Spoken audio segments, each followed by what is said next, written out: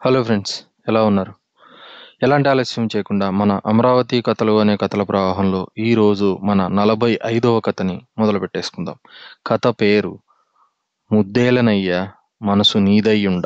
కథ ఇలా మొదలవుతుంది. మైగలూరు నుంచి కనకాంగి తల్లితో శివరాత్రికి అమరావతికి వచ్చింది.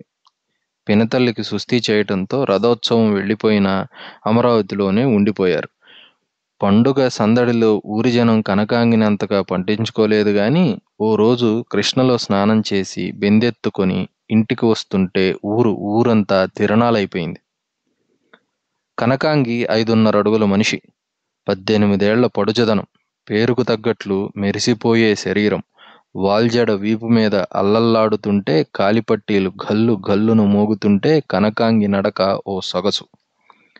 అడుగు అడుగుకి తాళం వేసినట్లు, మెత్తమెత్తగా పాదాలు నేలకి ముద్దిడినట్లు, కాలు తీసి కాలు వేయటంలో లయ తొణికినట్లు, చిక్కుపడ్డ చీర అంచుల్ని సవరించుకోవడానికి వంగినప్పుడు పాటలో జాగా వచ్చినట్లు సంగీతమయంగా ఉండేది. వరద పొంగు లాంటి యవ్వనం ఒంటి నిండా తుళ్ళి తుళ్ళి పడుతుండగా గలగల నవ్వేది కనకాంగి. ఆ నవ్వుకి అందరి గుండెలు ఉలిక్కిపడేవి. పశువులు పక్షులు గిరుక్కున అటు పక్కకి తిరిగి చెవులు రిక్కించేవి. కనకాంగి నవ్వితే ముఖమంతా బొక్కాయి కమ్మినట్లు వెలిగిపోయేది. ఒత్తైన కింది పెదవి విల్లులా వంగేది. ముత్యాల పళ్ళు మెరిసిపోయేవి. కళ్ళ కాటుక సంబరాన కరిగిపోయేది. చెక్కిళ్ళు పొంగి జేగూరులయ్యేవి. బుగ్గలు విచ్చుకున్న కల్వ పూరేకులయ్యేవి.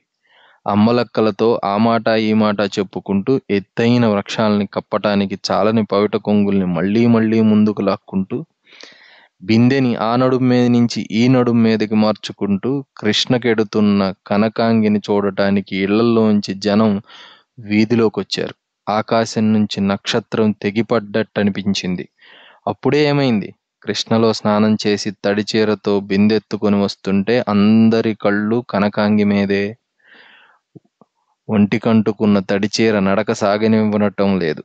అందరూ గుచ్చి చూస్తుంటే బిందెలోని నీళ్ళలా గుండె అల్లల్లాడుతుంది. నుదుట చెమట పడుతుంది. ఒక్క ఉదుటన ఇంట్లోకొచ్చి పడి బిందె పక్కన పారేసి హమ్మయ్య అని కూలబడిపోయింది. ఆ సాయంత్రం గుళ్ళోకి వెళ్తుంటే ముందు జనం, వెనుక జనం. కనకాంగి నందిని ముట్టిన చోటే తాము నందిని తాకేవారు. కనకాంగి వినేట్టు పెద్దగా మాట్లాడేవారు. కనకాంగి తమ వైపు చూస్తే చాలు సార్థకత అనుకునేవారు. వాళ్లను చూసి కనకాంగి సిగ్గుపడలేదు. తను ఎంత అందమైందో ఇన్నాళ్లకి తెలిసొచ్చింది కనకాంగికి. వాళ్ళని క్రీగంట చూస్తూ ఆడవాళ్లతో కావాలని కబుర్లు చెప్పింది. కిలకిలా నవ్వింది. పకపకా నవ్వింది. తెరలు తెరలుగా నవ్వింది. జమ్మి ఆకులు జల్లుమని రాలేటట్లు నవ్వింది. తాను మహారాణిలా అనిపించింది. ఆ టీవీతో ఆ హుందాతో విసవిస నడిచింది.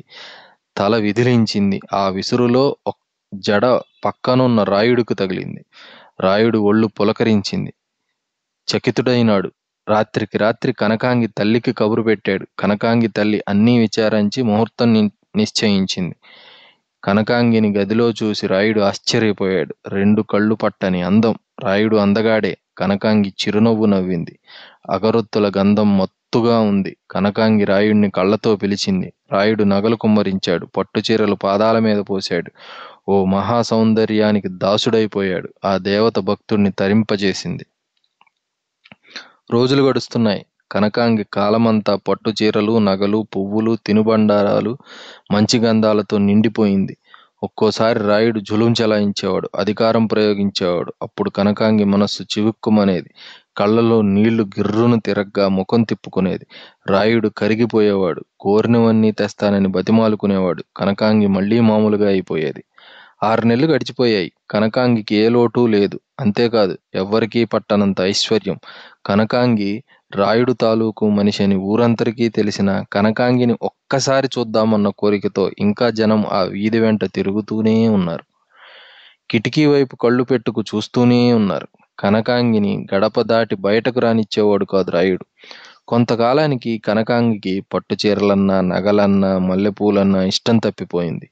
ఓ రోజు ఉదయం వాళ్ళమ్మ చాకలికి బట్టలు వేయవే అంటే దొడ్డి వాసరాలో కూర్చొని చాకలి సంగడికి బట్టలు వేస్తుంది. సంగడు బట్టలు సమంగా మడుచుకోవటం లేదు. కనకాంగి వైపే చూస్తున్నాడు. కనకాంగికి సాదా చీర కట్టుకొని ఉంది. స్నానం చేయలేదు. జడ వేసుకోలేదు. సంగడు దొంగచాటుగా తన్ని అలా చూస్తుంటే కనకాంగికి ముచ్చటేసింది. సంగడితో కావాలని ఎక్కువసేపు మాట్లాడి పంపించేసింది. సాయంత్రం ఉతికిన బట్టలు మళ్ళీ తీసుకొని సంగడికి ఎదురుగా కూర్చొని లెక్క వేసుకుంది. చొక్కా లేని సంగడి నల్లటి శరీరాన్ని తదేకంగా చూసింది. బట్టలు సరిచూశాక సంగడేవో కబుర్లు చెప్తే శ్రద్ధగా వింది. ఇంతలో తల్లి పిలిస్తే ఇంట్లోకి వెళ్ళిపోయింది. రాత్రిళ్ళు నగలు, పట్టు చీరలు, పూలు, అత్తర్లు ఇచ్చే సుఖం కంటే ఉదయం సాయంత్రం నీరెండ మీద పడుతుంటే సాదా చీర కట్టుకొని సంగడితో 5 నిమిషాలు గడవటం గొప్ప హాయిగా ఉండేది కనకాంగికి. ఆ 5 నిమిషాల కోసమే రోజల్లా ఎదురు చూసేది కనకాంగి. ఆ 5 నిమిషాల కోసమే బ్రతుకుతున్నట్టుండేవాడు సంగడు. ఓ రోజు సాయంత్రం బట్టలు లెక్క చూసుకున్నాక ఊరు సంగతులు చెప్తున్నాడు సంగడు. బలమైన చేతులు అటూ ఇటూ ఊపుతూ కథ చెప్తున్నాడు. కనకాంగి కళ్ళు మెరిశాయి. అతని ఒంటివైపే ఆశగా చూసింది. కథ మధ్యలో ఆపి, ఈ జరీ అంచు ఎంత ఉతికినా సాఫీగా రావడం లేదు సంగా అంది. ఏది చూడనివ్వండి అన్నాడు సంగడు. పవిట సగం విప్పి చీర అంచు చేతికిచ్చింది. సంగడు జరీ చరిసేశాడు. సంగడు ముఖం కనకాంగికి చేరువలో ఉంది. కళ్ళలో కళ్ళు పెట్టి చూసుకున్నారిద్దరు. సంగడు కనకాంగిని దగ్గరకు తీసుకుంటే ఏమయ్యేదో తెలియదు. సంగడు ముద్దు పెట్టుకోలేదు. కనకాంగి ముద్దివ్వలేదు. ఇద్దరి కళ్ళల్లో నీళ్లు. కథ సమాప్తం. హలో ఫ్రెండ్స్, ఎలా ఉన్నారు? మా కథా వీడియోలు మీకు బాగా నచ్చినట్లయితే మమ్మల్ని సపోర్ట్ చేయడం కోసం please like, comment, share and subscribe to our channel. Thank you.